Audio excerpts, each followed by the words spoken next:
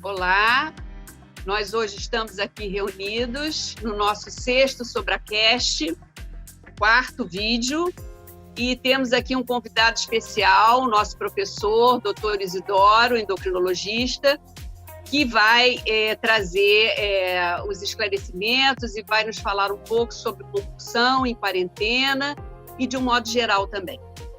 Tá bem? Então, eu vou passar a palavra a ele inicialmente para dar abertura aí no nosso encontro. Oi, Isidoro. Tudo bom? Muito obrigado pelo convite para estar com vocês aqui conversando esse tema tão importante que está acontecendo, acho que em todas as famílias. Sim. Muito bom. E esse tema é o comer compulsivo no contexto do afastamento social, devido a essa pandemia do Covid. Então, nós temos muito que falar sobre isso, né? Eu vou poder fazer uma boa abordagem no aspecto do corpo e Ana e Paula vão poder fazer uma excelente abordagem na questão psíquica. Tô certo? Sim, muito bom, Isidoro. Muito bom. Com a Paula, né? Paula, fala aí você. Bom, vamos lá. Eu estava pensando, primeiro assim, eu sou psicóloga clínica, sou membro da Sobrata e estou aqui hoje com o Isidoro e com a Ana para o nosso SobraCast, né? E o nosso vídeo no YouTube. Que não esqueçam de se inscrever no vídeo e de seguir a gente no Instagram, tá? Eu estava pensando a gente falou semana passada sobre os excessos da compulsão, os excessos dentro da pandemia, tá? E hoje então, eu acho que é uma continuação disso. Eu estava pensando o seguinte, dentro da quarentena, a gente tem aquele exacerbação dos nossos sentimentos, tá? É o medo do desconhecido, e inclui as coisas ruins, né? Então, eu pensei nos adultos infantilizados. É aquele cara que não conseguiu amadurecer, não importa, não é a idade cronológica, é o que ele não aproveitou das experiências da vida. Então, como a Ana lembrou lá 2 episódios atrás, ou no passado, não estou bem lembrada, mas ela estava falando de Ero e Thanatos, que é a pulsão de vida e morte de Freud, de 1920. Então, esse adulto infantilizado, ele vai seguir 2 caminhos na hora da pandemia, tá? Na hora do medo. Então, ele vai ou para negação, que ele é aquele cara que fala assim, não está acontecendo nada, isso aí é bobagem, não está morrendo gente, não tem nada. Então, ele nega o que está acontecendo agora. Ou ele vai para a histeria, né? Fica histérico, aquela coisa, vou morrer, aquela coisa toda, vai para o outro lado também. Então, nesse momento, dessas coisas que são as piores que aparecem, a gente faz uma relação com obesidade, tá? Se o cara que tem aquela questão com a comida, é nessa hora também que ela vai aparecer. Ele come mais, ele se dedica àquilo, tá? E aí, por onde eu quero chegar? O incômodo que o obeso apresenta na sociedade, o obeso incomoda. Tá? E não é o obeso do cara que não está se sentindo bem, não é aquela questão assim, do corpo está fora do padrão da Barbie, não é. É aquela obesidade que ela ultrapassou o limite do conforto com o corpo e ela está exposta às doenças. Isso o professor Isidoro vai falar muito melhor que eu. Tá? É o quanto essa obesidade pode ser nociva. Ela passa do saudável. E aí a nossa ansiedade aparece aí, tá? Se eu uso o cartão de crédito, estouro todas as minhas contas, estou endividada até o pescoço, ninguém está vendo. Tá? Se eu faço sexo compulsivo com qualquer parceiro, sem cuidado, todo o tempo, também ninguém está vendo. Agora, a obesidade aparece no corpo. E é nessa hora que quando você olha, aquilo incomoda porque remete às nossas questões. Eu olho, eu me incomodo e remete às minhas questões de ansiedade. Só que a obesidade está sendo vista, né? Não tem muito jeito. Então, aí eu vou fazer uma adequação nessas normas e tendências sociais, que agora em quarentena ainda fica muito maior, né? A gente acha que os outros estão prestando muita atenção na gente. E, na verdade, não estão. A gente acha que estão, tudo que eu fizer, estão olhando, não estão olhando. A gente chama de efeito holofote. A gente é influenciado pelo outro. E na comida é a mesma coisa. A obesidade ela é contagiosa. Tá? Dentro do grupo familiar, o que se come numa família é aquela marcação da família. É muito difícil. Eu estou lembrando da Ana, outro dia ela me falou de uma paciente dela que chegava em casa e tinha pizza, não sei o que, ela vai até falar muito melhor disso porque a paciente é dela, mas assim, o que a família proporciona para aquele meio ambiente. Então, aquele grupo familiar, ele se alimenta da mesma coisa, né? Os amigos também são marcadores disso. Aí tem um estudo super interessante, que se você vai jantar sozinho, você come um tanto. Se você vai jantar com alguém, você come 35% a mais do que você comeria sozinho. Então, assim, o seu parceiro, a sua escolha, o seu amigo, ele é muito importante nisso. E no grupo, a mesma coisa. A gente tende a comer mais ou menos, dependendo do grupo que a gente está inserido. Tá? Tem até, assim, é uma coisa meio de gênero, que não é marcadora, lógico, mas normalmente mulheres em encontros com namorados, até hoje é dia dos namorados, né? Encontro com os namorados, elas tendem a comer menos nos jantares. É lógico que isso não é para todo mundo, mas normalmente entre mulher e homem, a mulher come menos no jantar, come só um pouquinho e pronto. Né? Então, é esse contágio social, que as pessoas tendem a se adequar ao que os outros esperam dela. Isso eu acho super interessante. Então, eu estava pensando nisso para hoje. Aí, ver se ou Isidoro quer complementar ou Ana quer entrar com alguma coisa em cima disso, como vocês se sentirem mais confortáveis aí. Eu queria, assim, pontuar uma coisa que você falou, que eu acho muito interessante, quer dizer, que alguns sintomas compulsivos, né, eles são acolhidos com bons olhos, né? Outros não. Então, por exemplo, não são hábitos, aí já estou falando assim, sintoma, né? Quer dizer, aqueles que estão ligados ao trabalho. Né? Aí vem a nossa visão da sociedade, né? Uma sociedade que a gente pode dizer compulsiva, né? Onde há um excesso, há um ritmo frenético, né? Aquele que trabalha 24 horas, então ele produz, ele está bem, ele trabalha muito, ele é elogiado e tal. Então, alguns sintomas são bem aceitos, outros não. Você estava falando da obesidade, né? Uhum. A obesidade já é algo aí que causa um incômodo, né?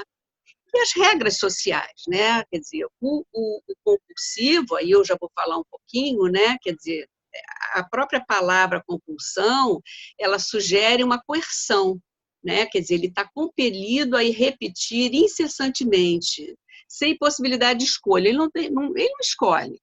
Ele está compelido àquilo, não há a possibilidade de escolha, né? Muitas vezes, ou até mesmo contra a vontade dele. Inicialmente, diante de um mal-estar, há uma busca pelo prazer, né? Quer dizer, aquele prazer ali está suprindo, está, vamos dizer assim, descomprimindo, está aliviando, trazendo um certo alívio a esse mal-estar. Só que ele vai se tornando frenético, né? Incessante. E aí a gente pode falar de compulsão, nesses quadros mais agudos, né? Então, assim, eu acho que o tempo e o movimento, né, da compulsão falam também do nosso tempo e do nosso movimento na sociedade moderna avançada, né?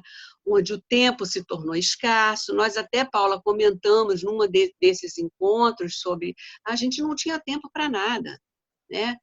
Então, E agora a gente você se faz vídeo e submete. podcast, né? Pois é, a gente se submete a um automático, né? Um automático, que você vai ali, você não está pensando, que é também um funcionamento compulsivo, né? Quer dizer, um agir sem pensar, não há essa possibilidade de elaboração, né? De onde entra aí o pensamento ou até uma escolha, né? Até uma escolha. Então, e agora, nesse momento, na quarentena, nós paramos, né? E o que eu tenho escutado assim, de interessante, só para concluir essa primeira parte que você falou aí da questão do, dos sintomas, que muitos são vistos com bons olhos, outros não, né? Uns são desapercebidos porque eles estão respondendo a um funcionamento social, né? E então eu tenho percebido na clínica, na quarentena, e um aspecto que eu diria positivo de alguns pacientes. Um deles, vou falar assim, na questão do trabalho, que era extremamente excessivo, né? Não tenho tempo, não tenho tempo. Ele, para ler alguma coisa, ele entrava na madrugada, para ele estar atento a tudo, né? Quer dizer, ele tinha que ler, ele tinha que produzir, ele tinha que estar em tudo, tinha que estar com os amigos, tinha que estar, enfim. Olha o contexto social aí, né, Ana, marcando, Contexto né? social, né? Quer dizer, quase que um sintoma social também, né? E ele parou, como todos nós, né? E alguns tiveram a chance de ir para lugares afastados. Então, ele está experimentando uma vida na Serra, onde ele começa a curtir a filhinha que está no primeiro ano, o contato com a mulher, fazer...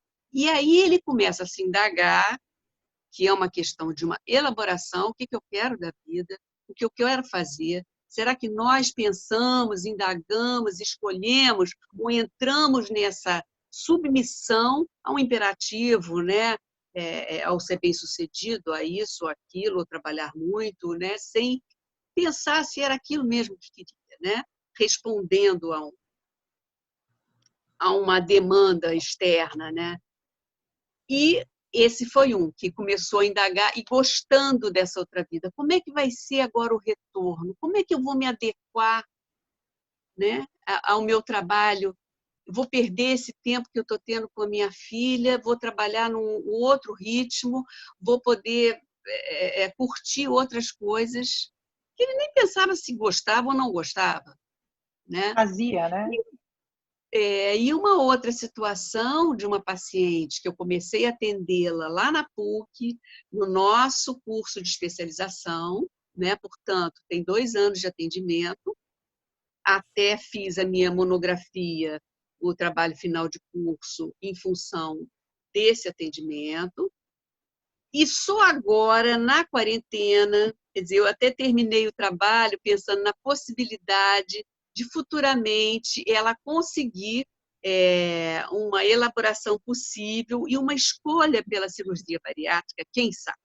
Bom, só agora, após 2 anos, e durante a quarentena, onde ela para, né, onde ela começa a se indagar, né, de situações de desconforto, além de todo o trabalho que ela estava caminhando, né, o percurso que ela estava fazendo. E agora ela fala, ela traz a questão dela, que é a questão da espera. Eu não aguento esperar. E isso tem a ver com uma situação infantil que foi vista lá atrás, nas primeiras sessões, quando ela foi para o SPA. Então, quer dizer, agora ela escolhe, ela quer fazer, ela está pensando em cirurgia bariátrica, que era uma coisa que ela descartava inteiramente. Não quero, por causa dos efeitos, dependente de remédio, porque a questão da dependência, enfim, tem todo um contexto que não vem ao caso aqui agora. Mas o fato é que a quarentena também está possibilitando essa pausa que o compulsivo não tem, né? Quer dizer, de alguma maneira, o sujeito está tendo que reduzir. Olha, eu vou contar uma experiência pessoal, rapidamente também, que eu acho associada. Vocês sabem que eu trabalho na Barra e em Botafogo, né? Então, às segundas-feiras, eu saio do consultório de Botafogo, da Barra e vou para Botafogo. E aí eu falo assim, não, vou dar uma passadinha em casa para engolir uma comida rapidinho. Engolir Uma comida. rapidamente. Para ir rápido. Aí outro dia eu pensando, não tem mais essa não, eu vou comer, eu vou sentar, eu vou curtir aqui meu almoço, eu vou começar a trabalhar um pouco mais tarde, não sei se vou chegar agora às 10 da noite em casa para jantar. Então, assim, eu acho que a questão temporal e a gente entrar nesse ritmo frenético acaba sendo, não que eu achasse que eu tivesse nesse ritmo, né? Mas você para de se indagar um pouco, você vai atendendo, vai continuando, vai fazendo, vai dar uma passada, continua, chega tarde. Eu comentei isso com você, né, Paula? Eu estou assim, pensando em reformular o meu retorno. Bom, Porque, então era Ana, isso que eu queria falar um pouquinho, né?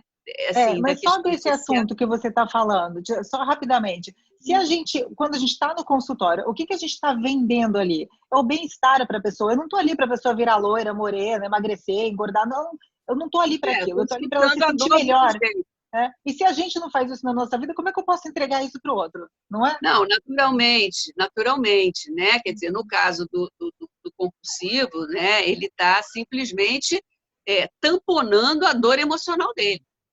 A dor emocional não pode ser dita, não pode ser falada, ele age.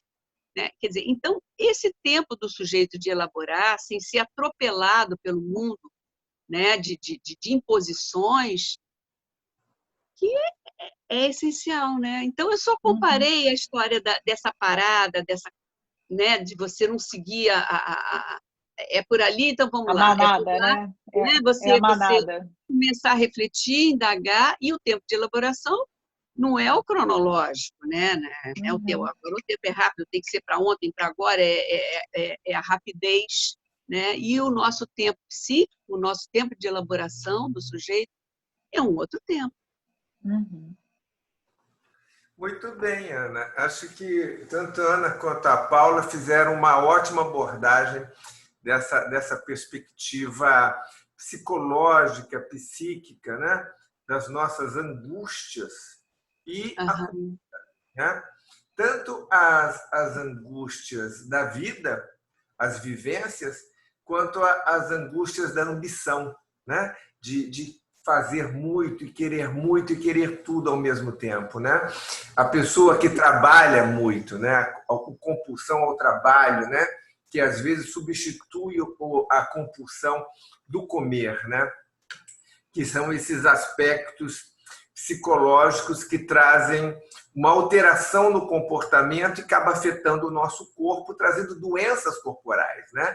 É o comportamento psíquico trazendo doença corporal efetivamente marcada, como o excesso de peso, a esteatose hepática, a hipertensão, o diabetes e essas consequências todas que a obesidade acarreta, e não só ao nosso paciente, ao mundo, né? Nós falamos hoje em dia da pandemia do Covid, uma pandemia afetando a outra, né?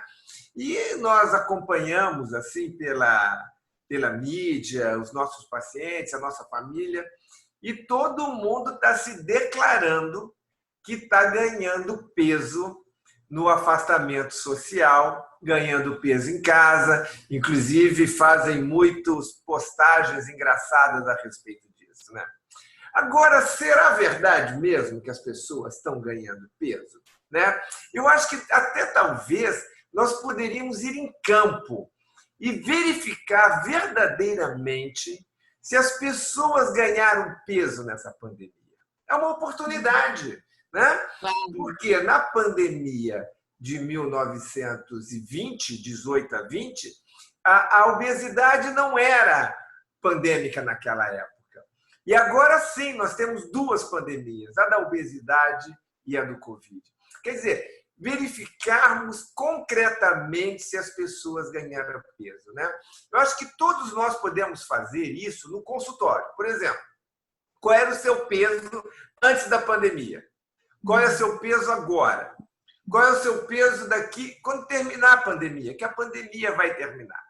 E nós vamos poder saber, na nossa casuística do nosso consultório, se realmente ocorreu aumento de peso nesse afastamento social, né? E se nós pudermos até ampliar isso, se houve realmente aumento de peso no país, na cidade, e se houve aumento de peso global, ou seja, a pandemia do Covid agrava a pandemia da obesidade. Será que isso é real ou será que isso é uma ficção científica? Nós temos que medir isso, né? Eu acho que até nós aqui, que nós temos os fundamentos científicos na nossa formação, né? Nós poderíamos começar a observar no nosso consultório que, em decorrência da própria pandemia, e nós estamos no meio da pandemia ainda, não pudemos ver essa história toda, né? Mas talvez pudéssemos, até nós aqui que fazemos parte da Sobrata, né, trazemos uma metodologia para nós confirmarmos se isso realmente é real. Cada membro da Sobrata anotar o peso dos seus pacientes antes da pandemia e pós-pandemia. E aí depois fazemos um grande cálculo e constatarmos se houve aumento de peso e o quanto aumentou, que tem esse impacto também, a quantidade do peso, né? Porque Eu também acho, concordando com vocês, que nós temos todo um ambiente psicológico para o aumento de peso, né? Porque a questão de uma perspectiva, a questão das nossas angústias, né, tantas vezes estarem ampliadas quando ficamos sozinhos, né? Naturalmente. Né? E nós temos uma frustração aumentando dentro de nós, né?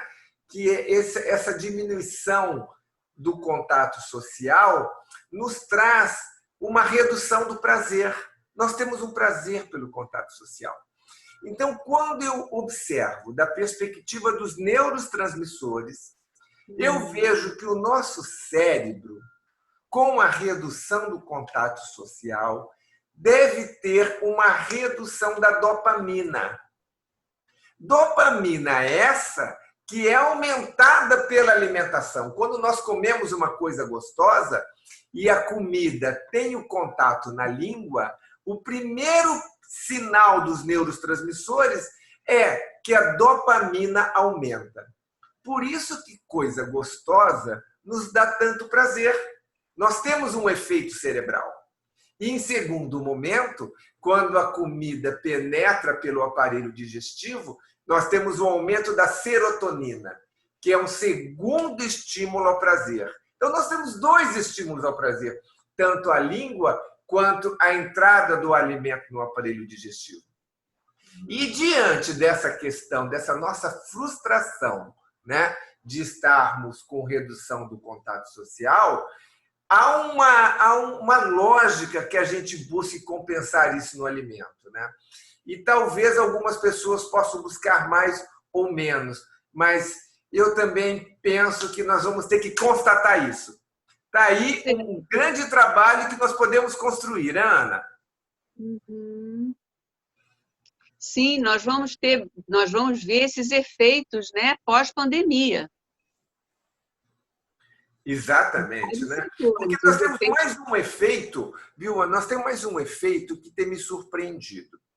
A questão que me parece muito clara, que é o afastamento social e o feminicídio, né? Isso também é um impacto gigante no entendimento da questão social, né? E esse afastamento social levando ao aumento do feminicídio. Então, nós teríamos duas coisas: o afastamento social no feminicídio e no aumento de peso. Parece que no feminicídio isso está bem visto, né? Está bem calculado. Vocês têm confirmado isso também? Não na minha clínica, Isidora, eu não tenho visto isso não, mas faz muito sentido o que você está falando. Eu tenho visto na relação... Algumas notícias têm sido relacionadas a isso, né? Sim. Eu tenho escutado aumento de agressividade e violência entre pais e filhos, né? Porque a convivência... Outro dia, um paciente, adolescente, menino que eu atendo, eu não vejo a hora dessa pandemia acabar para o meu pai ir embora para o trabalho. Né? Quer dizer... Porque é uma invasão, né, Ana? Porque os pais ficavam fora e as crianças tomavam conta da casa. Exatamente. Agora as crianças estão sendo invadidas, porque tem gente no território deles ali, né? É o tempo todo, né? E também tem a questão, né, Paula, que é abrir mão, né? Você, na convivência, você não pode fazer tudo, né? Uhum. Você conviver com o outro, você está mais próximo a conviver com as diferenças. Você tem que ceder, né? E muitas crianças na atual sociedade não cedem nada, né? Então é um confronto diário, onde os pais estão tendo um trabalho enorme, né? Onde eles eram apoiados pela escola, terceirizavam para psicólogo, para isso, para aquilo, e agora eles estão se vendo tendo que lidar, que é difícil, né? Pais que trabalham o dia inteiro e tendo que lidar com esses conflitos que provavelmente, naturalmente, já existiam e que só crescem, né, na convivência. Agora, a sorte é que a gente está tendo aí muitos oferecimentos de ajuda, né? Bastante, né? De atendimento online, psicológico, fonoaudiólogo. Outro dia mesmo eu vi, alguém solicitou no nosso grupo, né, da Sobrata, atendimento de fonoaudiologia, enfim. né? Quer dizer, poder aí ajudar, mas que realmente tem aumentado, que já não estava muito bem com a convivência, né? Com esse estreitamento, piora, né? Agora, eu fiquei lembrando uma coisa. O professor, não, porque o professor, antes da pandemia, a gente já estava falando daquela medicina, telemedicina, lembra? E que o professor era super. Eu lembrei Então, muito é o disso momento, agora. né? Lembrei muito dele. Eu falei, nossa, ele está à frente. Eu Ele também, falou Ana. da telemedicina, né? Muito antes da pandemia. Pois Isso mesmo. Nós estamos fazendo a telemedicina e a telepsicologia, né? E parece que a telepsicologia até acelerou mais rápida que a telemedicina. Muito mesmo. Ele foi o primeiro que eu ouvi falar em telemedicina. Eu também. Que interessante. Agora, vamos pensar uma coisa, gente. Já finalizando o nosso videocast, eu queria, assim, saber uns conselhos. As pessoas que estão nos ouvindo, né? O que você, Ana, e o que você, Paula, pode aconselhar essas pessoas no contexto do afastamento social e do comer compulsivo? Como é que você acha que podemos fazer esse aconselhamento para quem está nos ouvindo? Vai lá, Ana. Olha, eu acho que quando o sintoma se instalou, se o sujeito já desenvolveu, porque é difícil a gente também patologizar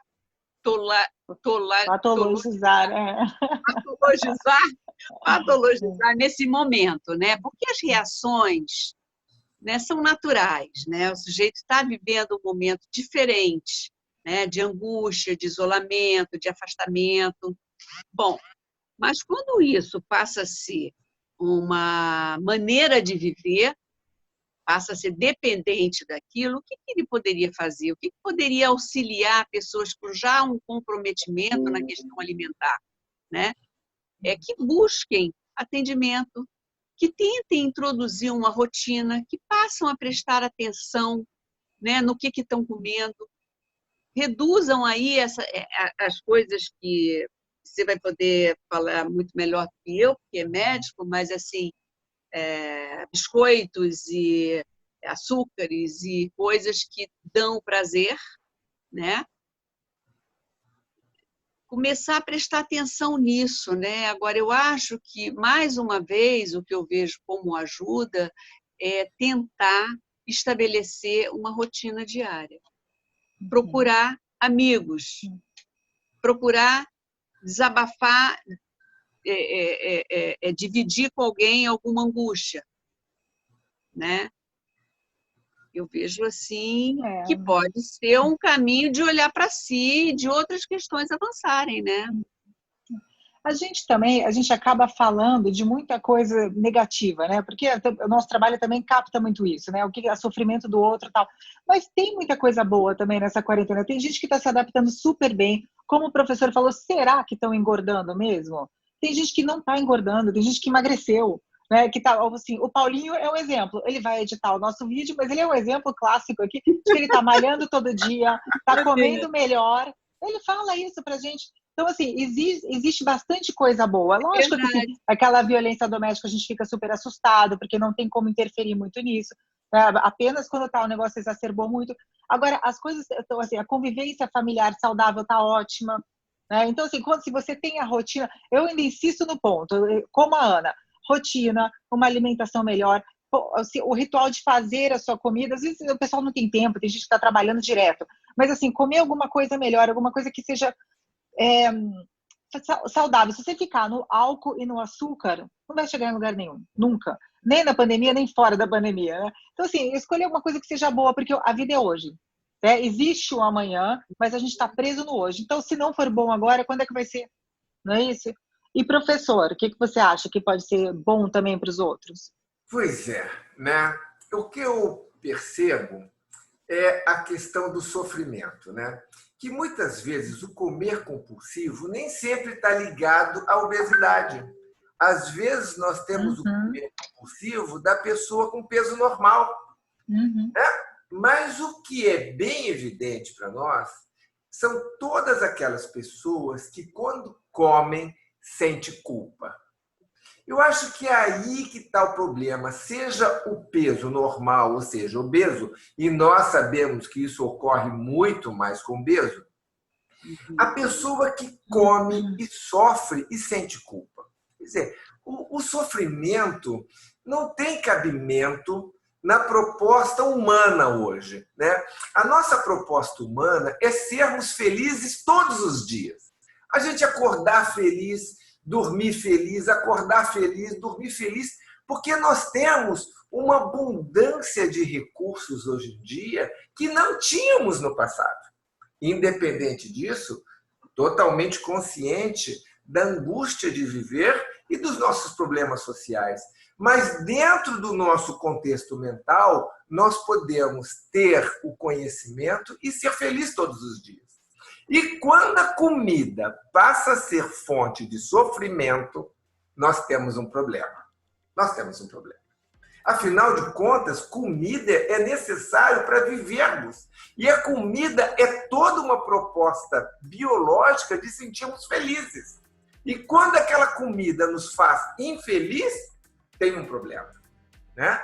Então, acho que para aquela pessoa que sente sofrimento ligada à comida, vale esse afastamento social para fazer uma profunda reflexão do que dói, né? Buscar realmente no seu íntimo, buscar essa dor, em que esse sofrimento no comer é apenas um sintoma, porque a causa é muito mais profunda. E se essa pessoa não conseguir fazer essa autorrevelação por si própria, precisa procurar um terapeuta, né? Nós, terapeutas, somos exatamente essa pessoa que ajuda a descobrir esse nó, esse curto-circuito que está lá dentro de nós e muitas vezes desatamos um nó e tudo se solta. E podemos, então, ter a cura do comer compulsivo, apenas desatando um nó. Então, eu acho que essa mensagem que eu passo para quem está nos ouvindo, né? Se você não conseguir desatar o próprio nó, venha nos procurar, porque nós sabemos como fazer isso. Gente, obrigado. Ana e Paula, mais alguma consideração? Não, eu estou bem, professora. Eu quero só ver se a Ana tem alguma coisa para falar, para fazer um fechamento aqui para gente. Tá bom, muito obrigado, gente. Obrigado a todos que nos ouvem. E obrigado a vocês que me convidaram. Então, obrigada para todo mundo que estão aí ouvindo a gente. O nosso encontro. Obrigada para o Paulinho, que sempre tem esse trabalhão aí. Não se esqueça de se inscrever aí no canal, né? O seguir no Instagram, o Paulinho vai colocar o Instagram, o canal do YouTube, tudo depois para vocês verem. E semana que vem a gente vai falar um assunto super legal. A gente vai estar com a Maria Clara, que é psicanalista, psicóloga também. E a gente vai falar das fases da alimentação, as fases da alimentação na vida da gente. Então é do bebê, da criança, a criança que não come, o adolescente, aquela introdução de verdura, legume, tudo isso, até o adulto. Então acho que vai ser um negócio bem legal. Tá bom? Vejo vocês semana que vem. Um beijão e boa semana aí. Boa semana, bom fim de semana a todos. Valeu, gente. Tchau, tchau. Obrigada, Isidora. Tchau. Tchau. Oi, Paulinho. É sempre a atenção do Paulinho. Se o Paulinho desligou ou não desligou, né? Vai, Paulinho.